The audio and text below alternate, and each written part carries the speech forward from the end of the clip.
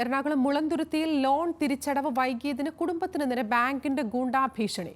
Ernakulam മുളന്തുരുത്തിയിലെ cancer രോഗിയായ വയോധികയെയും മകളെയുമാണ് axis bank ഉദ്യോഗസ്ഥർ അയച്ച ഗുണ്ടകൾ ഭീഷണിപ്പെടുത്തുന്നത്.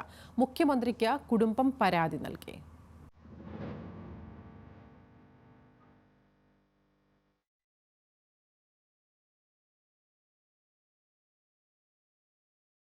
ക്യാൻസർ രോഗിയായ അമ്മയ്ക്കും ഭിന്നശേഷിക്കാരിയായ 6 വയസ്സുകാരി മകളുമൊത്ത് എങ്ങോട്ട് പോകണമെന്നറിയാതെ നിൽക്കുകയാണ് മേരി ഡയാന.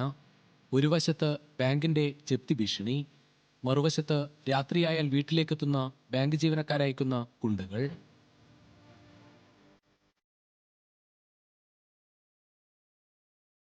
സ്വന്തമായൊരു വീടെന്ന സ്വപ്നത്തിനായി സ്വർണം വിറ്റ പണം ഉപയോഗിച്ചാണ് 2021 ഇവർ ജീന സരസൻ എന്നയാളിൽ നിന്ന് 22 ലക്ഷം രൂപയ്ക്ക് വീട് വാങ്ങിയത്.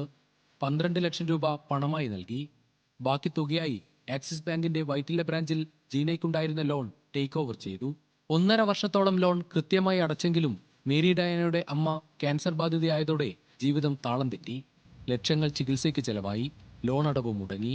ചെറിയ ഇടവേളയ്ക്ക് ശേഷം വീണ്ടും 3 മാസം പണം അടച്ചെങ്കിലും പിന്നെയും ലോൺ മുടങ്ങിയതോടെ ബാങ്ക് ഭീഷണി തുടങ്ങി. പിന്നാലെ വൈകുന്നേരങ്ങളിൽ ഗുണ്ടകൾ മദ്യപിച്ചെത്തി തെറിവിളിയായി. ഒരുമാതിരി ഒരു ഭീഷണിപ്പെടുത്തല്.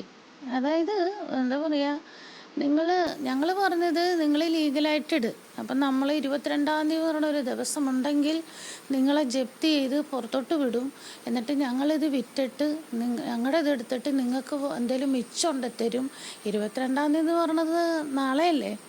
അപ്പം അങ്ങനെയൊക്കെ പറഞ്ഞപ്പോഴത്തേക്കാണ് നമുക്ക് അയ്യോ ഇനി എങ്ങോട്ട് പോകും എന്നുള്ളൊരു വെപ്രാളവും ഭക്ഷണം പോലും കഴിക്കാൻ പറ്റാത്ത അവസ്ഥയെത്തി.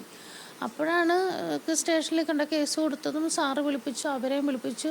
ഇങ്ങനെ കാര്യങ്ങളൊക്കെ സാറ് മാന്യമായിട്ട് പറഞ്ഞു. ഭിന്നശേഷിക്കാരിയായ മകളുള്ളതിനാൽ മേരി ഡയാനയ്ക്ക് ജോലിക്ക് പോകാനും പറ്റാത്ത അവസ്ഥ. ഇന്ന് വീട് ഒഴിഞ്ഞില്ലെങ്കിൽ ഇറക്കിവിടുമെന്നാണ് ആക്സിസ് ബാങ്കിന്റെ വൈറ്റില ബ്രാഞ്ചിൽ നിന്നുള്ള അന്ത്യശാസനം. ഭീഷണിക്കെതിരെ മുഖ്യമന്ത്രിക്കും മുളന്തുരുത്തി പോലീസിനും ബാങ്കിംഗ് ഓംബുഡ്സ്മാനും പരാതി നൽകിയിട്ടുണ്ട്. ന്യൂസ് മലയാളം, കൊച്ചി.